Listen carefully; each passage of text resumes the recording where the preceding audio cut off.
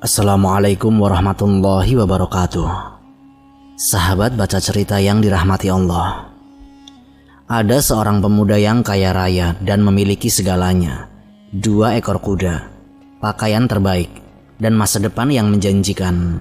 Namun dalam satu hari semua itu hilang. Pamannya merampas seluruh hartanya. Bahkan pakaian yang melekat di tubuhnya pun tidak dibiarkan. Ia keluar dari rumah hanya dengan 2 potong kain wol. Pertanyaannya, mengapa seorang pemuda rela kehilangan segalanya? Jawabannya bukan karena perang, bukan karena kemiskinan, bukan pula karena dipaksa. Ia melakukannya karena memilih mengikuti Rasulullah SAW. Yang lebih menggetarkan lagi, ketika ia wafat, Rasulullah sendiri yang turun ke liang kuburnya, menerima jasadnya dengan kedua tangan beliau, lalu berdoa, "Ya Allah, sesungguhnya aku telah ridho kepadanya, maka ridhoilah dia." Siapakah sahabat yang mendapatkan kemuliaan luar biasa ini? Simak kisah ini sampai akhir. Semoga Allah menambah keimanan kita melalui teladan para sahabat Rasulullah. Amin, amin ya rabbal alamin. Bismillah, mari kita mulai ceritanya.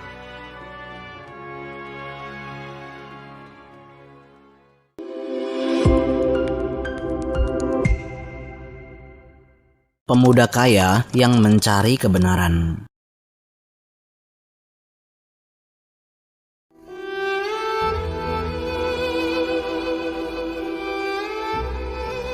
Di pinggiran kota Madinah, jauh sebelum namanya dikenal oleh kaum muslimin, hiduplah seorang pemuda dari Bani Muzainah. Nama aslinya adalah Abdul Uzza bin Abdul Nuhm. Kelak, Rasulullah mengganti namanya menjadi Abdullah dan memberinya julukan Zul Bijadain, pemilik 2 kain wol. Julukan itu bukan tanpa sebab. Di balik nama tersebut tersimpan kisah pengorbanan yang luar biasa. Abdul Uzza lahir sebagai anak yatim. Ayahnya meninggal ketika ia masih kecil dan tidak meninggalkan harta sedikit pun. Ibunya tidak sanggup membesarkannya sendirian. Akhirnya ia diserahkan kepada pamannya yang merupakan salah seorang terpandang dan kaya raya di kabilah mereka. Pamannya menerima keponakannya dengan baik. Ia membesarkan Abdul Uzza seperti anak sendiri. Segala kebutuhan dipenuhi. Makanan terbaik tersedia setiap hari. Pakaian bagus. Ketika mulai beranjak dewasa, ia bahkan memiliki 2 ekor kuda yang dipakai bergantian. Bagi masyarakat Arab saat itu, memiliki seekor kuda saja sudah menunjukkan kemakmuran, apalagi 2 ekor. Hidupnya tampak sempurna. Ia memiliki keluarga yang disegani, harta yang cukup, dan masa depan yang cerah. Namun ada satu hal yang tidak pernah berubah di tengah kemewahan itu. Seperti kebanyakan kaumnya, mereka masih menyembah berhala. Patung-patung dijadikan tempat meminta pertolongan dan dipersembahkan berbagai sajen. Tradisi itu telah berlangsung turun-temurun, sehingga hampir tidak ada yang berani mempertanyakannya. Lalu datanglah berita yang mulai menyebar ke seluruh Jazirah Arab. Di Mekah muncul seorang nabi bernama Muhammad SAW yang mengajak manusia meninggalkan penyembahan kepada berhala dan hanya beribadah kepada Allah semata. Berita itu sampai ke telinga Abdul Uzza. Semula ia hanya mendengar sepintas, tetapi semakin hari, semakin banyak orang membicarakannya. Ada yang memuji beliau sebagai orang paling jujur. Ada pula yang mencacinya karena dianggap menghancurkan agama nenek moyang mereka. Berita itu membuat Abdul Uzza penasaran. Di dalam hatinya muncul keinginan untuk mengetahui siapa sebenarnya Muhammad SAW. Apa yang beliau ajarkan?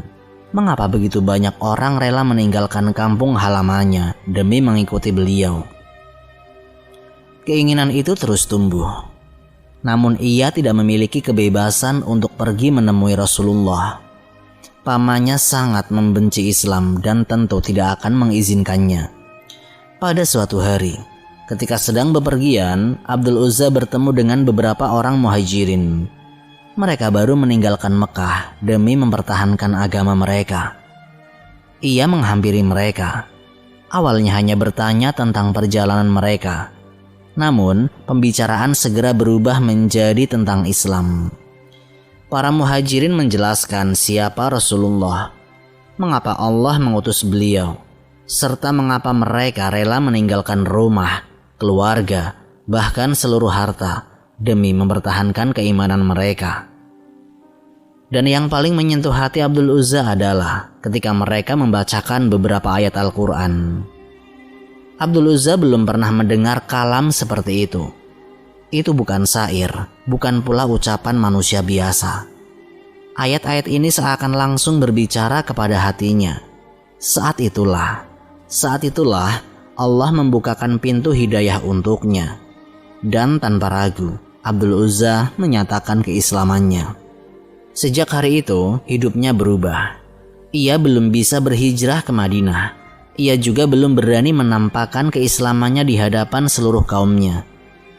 Tetapi di dalam hatinya, ia telah mantap memilih Allah dan Rasul-Nya. Setiap kali mendengar ada rombongan sahabat yang datang dari Mekah atau hendak menuju Madinah, ia segera mendatangi mereka. Ia tidak meminta harta, ia tidak meminta makanan. Yang ia minta hanyalah Al-Quran. Ia sering berkata, "Tunggulah aku sampai aku mendengar Al-Quran dari kalian. Aku ingin menghafal 1 atau 2 ayat."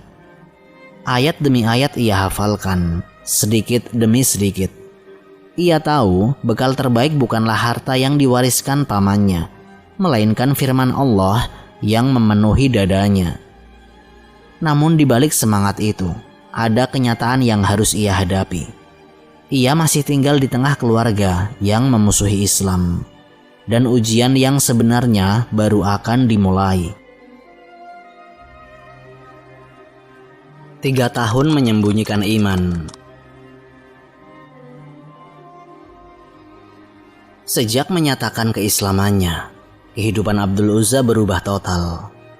Ia memang belum berhijrah ke Madinah, tetapi hatinya telah terikat kepada Rasulullah SAW. Yang sebelumnya hidup tenang, kini harus menjalani hari-hari dengan penuh kehati-hatian. Saat itu, sebagian kaum muslimin telah berhijrah dari Mekah menuju Madinah. Ada yang meninggalkan rumah, keluarga, bahkan seluruh hartanya demi mempertahankan agamanya. Abdul Uzza sangat ingin ikut bersama mereka. Kerinduannya untuk bertemu Rasulullah semakin hari semakin besar. Namun, ada satu hal yang menahannya, yaitu pamannya. Selama ini pamannya telah membesarkannya sejak kecil. Abdul Uzza berharap orang yang paling berjasa dalam hidupnya itu juga mendapatkan hidayah. Karena itulah ia menahan diri untuk tidak langsung berhijrah. Ia ingin mengajak pamannya lebih dahulu mengenal Islam. Menurut riwayat, keadaan itu berlangsung sekitar 3 tahun. Setiap hari ia berusaha mencari kesempatan berbicara dengan pamannya. Ia tidak memulai dengan pertengkaran atau celaan terhadap agama kaumnya.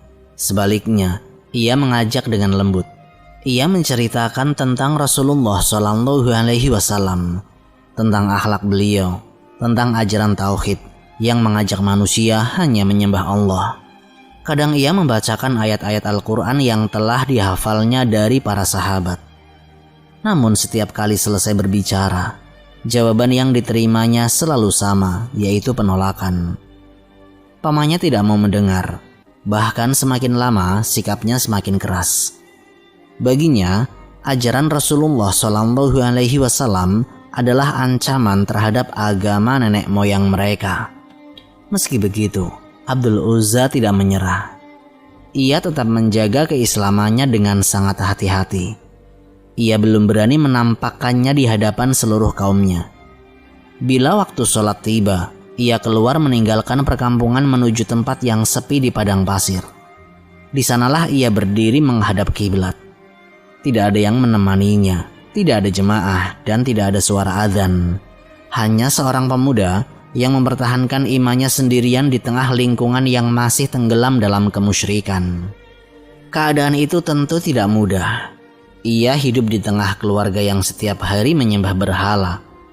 Sementara ia telah meyakini bahwa tidak ada sesembahan yang benar selain Allah Subhanahu wa Ta'ala. Di sisi lain, kerinduannya kepada Rasulullah Shallallahu Alaihi Wasallam semakin sulit untuk dibendung. Setiap kali mendengar kabar dari Madinah, hatinya seakan ingin segera berangkat.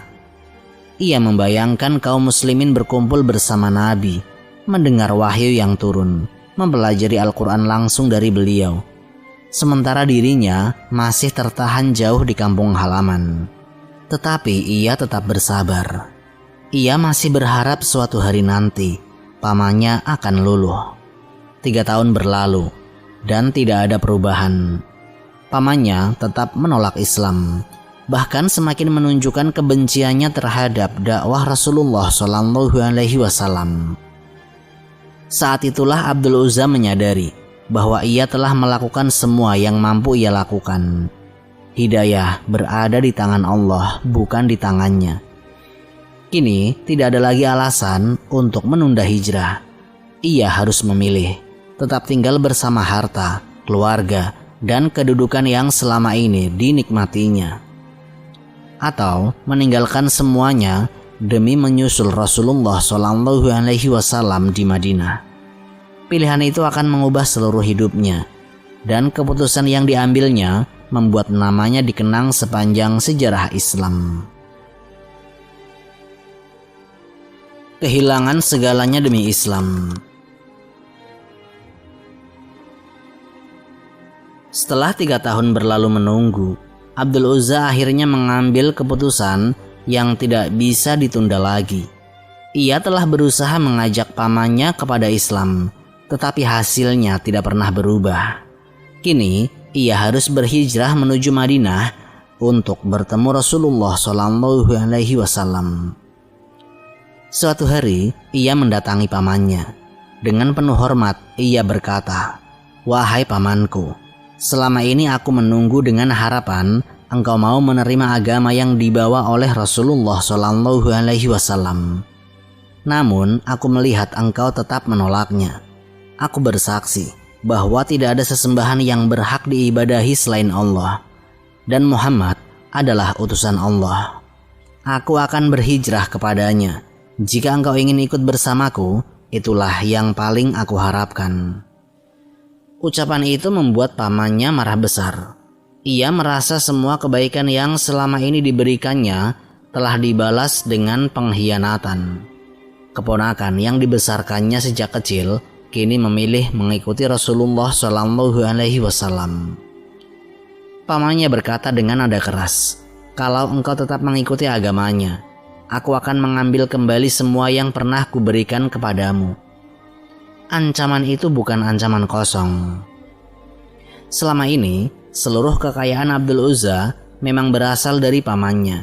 Rumah, pakaian, kendaraan, dan harta benda, semuanya berada di bawah kekuasaan sang paman. Namun jawaban Abdul Uzza sangat tegas. "Wahai pamanku, lakukanlah apa yang engkau inginkan. Aku lebih memilih Allah dan Rasul-Nya." Mendengar jawaban itu, kemarahan pamannya semakin memuncak.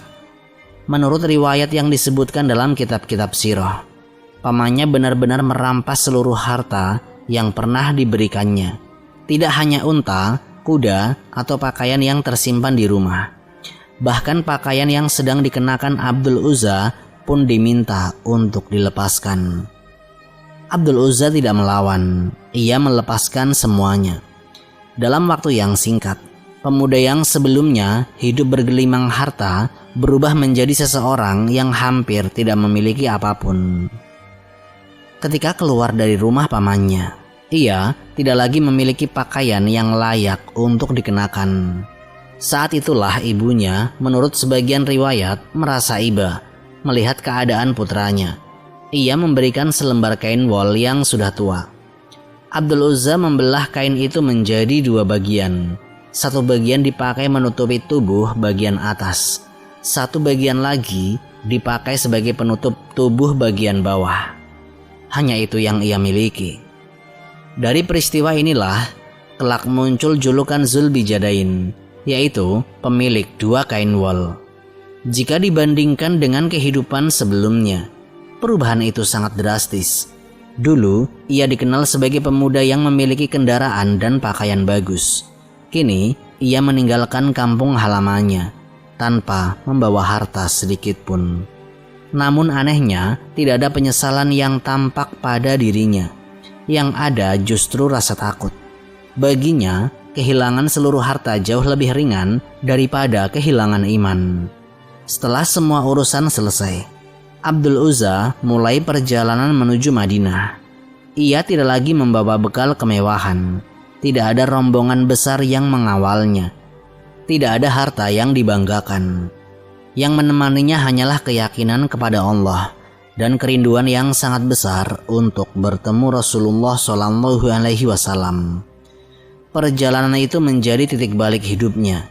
Ia meninggalkan kampung halamannya sebagai Abdul Uzza, namanya yang mengandung penghambaan kepada berhala. Tetapi ia akan tiba di Madinah sebagai seorang muslim yang kelak mendapatkan nama baru langsung dari Rasulullah SAW. Menjadi sahabat Rasulullah SAW. Perjalanan panjang itu akhirnya berakhir di Madinah. Abdul Uzza tiba dalam keadaan yang sangat berbeda dengan saat ia meninggalkan rumah pamannya. Ia tidak lagi memiliki harta, kendaraan, atau pakaian yang layak. Yang melekat di tubuhnya hanyalah 2 potong kain wol yang sederhana.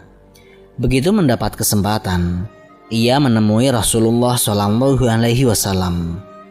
Nabi memandang pemuda yang berdiri di hadapan beliau itu. Penampilannya sangat sederhana, bahkan jauh dari kesan seorang yang dahulu hidup berkecukupan. Beliau bertanya, "Siapakah namamu?" Ia menjawab, "Abdul Uzza." Nama itu berarti hamba Allah. Salah satu berhala besar yang disembah bangsa Arab pada masa jahiliyah. Rasulullah SAW tidak membiarkan nama itu tetap melekat pada dirinya. Beliau menggantinya menjadi Abdullah yang berarti hamba Allah. Kemudian Rasulullah SAW bertanya tentang pakaian yang dikenakannya. Allah menceritakan seluruh kisahnya. Ia menjelaskan bagaimana pamannya merampas semua hartanya karena ia memilih Islam.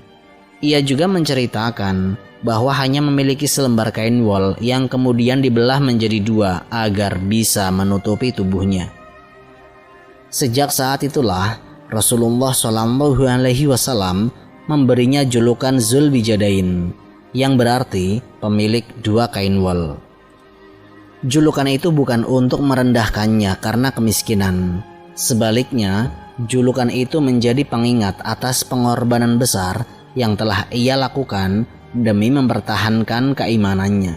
Sejak tinggal di Madinah, Abdullah Zulbijadain memulai kehidupan yang sama sekali baru. Ia tidak datang membawa kekayaan. Ia juga tidak memiliki kedudukan di tengah kaum muslimin. Yang ia miliki hanyalah semangat untuk belajar. Ia hampir tidak pernah menyia-nyiakan kesempatan berada di dekat Rasulullah. Setiap kali Nabi mengajarkan Al-Quran, ia hadir. Setiap kali ada majelis ilmu, ia ikut duduk bersama para sahabat. Ia memperhatikan setiap perkataan Rasulullah dan berusaha mengamalkannya. Para sahabat mengenalnya sebagai orang yang tekun beribadah. Riwayat-riwayat sirah menyebutkan bahwa ia memiliki kecintaan yang besar terhadap Al-Quran. Waktu-waktunya banyak diisi dengan membaca dan menghafal ayat-ayat Allah. Ia juga tidak pernah menyesali hartanya yang telah hilang. Apa yang telah ia tinggalkan di kampung halamannya seolah tidak berarti dibandingkan dengan nikmat bisa hidup bersama Rasulullah SAW. Hari demi hari, kedekatan Abdullah Zulbijadain dengan Nabi semakin terlihat. Ia tidak mencari kedudukan, ia tidak mengejar pujian. Yang ia inginkan hanyalah tetap berada di barisan orang-orang yang beriman dan berjuang bersama Rasulullah SAW. Ketika kaum muslimin bersiap mengikuti ekspedisi menuju Tabuk pada tahun ke-9 Hijriah, Abdullah Zulbijadain termasuk orang yang ikut bergerak. Perjalanan menuju Tabuk bukanlah perjalanan yang ringan. Jaraknya sangat jauh, cuaca sangat panas, dan bekal kaum muslimin sangat terbatas. Karena beratnya perjalanan itu, ekspedisi ini dikenal sebagai Ghazwatun Usrah, yaitu perang pada masa kesulitan. Namun, Abdullah Dzulbijadain tidak mundur. Ia pernah menyampaikan keinginannya kepada Rasulullah SAW agar memperoleh syahid di jalan Allah. Menurut riwayat, Rasulullah SAW meletakkan tangan beliau di dada atau pundaknya seraya mendoakannya. Doa Nabi menunjukkan kasih sayang beliau kepada sahabat muda ini, tidak menginginkan Abdullah terbunuh oleh musuh, tetapi mendoakan kebaikan baginya sesuai kehendak Allah Subhanahu wa Ta'ala. Doa Rasulullah SAW di tepi kuburnya. Ekspedisi Tabuk menjadi perjalanan terakhir dalam kehidupan Abdullah Dzulbijadain. Perjalanan itu sangat berat. Kaum muslimin menempuh jarak yang jauh di bawah terik matahari dengan bekal yang sangat terbatas. Karena beratnya keadaan tersebut, para ulama sirah menyebutnya sebagai Ghazwatun Usrah, yaitu ekspedisi pada masa kesulitan. Di tengah perjalanan itu, Abdullah Dzulbijadain jatuh sakit. Riwayat yang lebih kuat menyebutkan bahwa ia wafat karena sakit ketika pasukan berada di Tabuk, bukan gugur dalam pertempuran. Memang, ekspedisi Tabuk tidak sampai terjadi peperangan langsung dengan pasukan Romawi. Malam itu, suasana markas sangat sunyi. Sebagian sahabat telah beristirahat. Di tengah keheningan malam, Rasulullah memerintahkan agar Abdullah segera dimakamkan. Sahabat Abdullah bin Mas'ud radhiyallahu anhu menceritakan peristiwa tersebut. Ia terbangun di tengah malam karena melihat cahaya obor dari kejauhan. Ia mencari Rasulullah SAW di tempat beliau beristirahat. Tetapi beliau tidak ada. Ia juga tidak menemukan Sayyidina Abu Bakar dan Sayyidina Umar. Ibnu Mas'ud kemudian mengikuti arah cahaya obor itu. Sesampainya di sana, ia melihat pemandangan yang tidak akan pernah ia lupakan. Sayyidina Abu Bakar dan Sayyidina Umar berdiri di dekat liang kubur. Sementara itu, Rasulullah sendiri berada di dalam kubur, merapikan tempat yang akan menjadi peristirahatan terakhir sahabat beliau. Ibnu Mas'ud terdiam menyaksikan kejadian itu. Kemudian, jenazah Abdullah Dzulbijadain dibawa mendekat. Sayyidina Abu Bakar As-Siddiq dan Sayyidina Umar menyerahkan jenazah itu kepada Rasulullah SAW yang berada di dalam liang kubur. Dengan penuh kelembutan, Rasulullah menerima jasad sahabat yang sangat beliau cintai itu, lalu membaringkannya dengan kedua tangan beliau sendiri. Setelah jenazah itu diletakkan dengan baik, Rasulullah mengangkat kedua tangannya dan berdoa. Dalam riwayat disebutkan, beliau bersabda, "Ya Allah, sesungguhnya aku telah ridho kepadanya, maka ridhoilah dia." Doa itu diucapkan langsung oleh Rasulullah di hadapan kuburnya.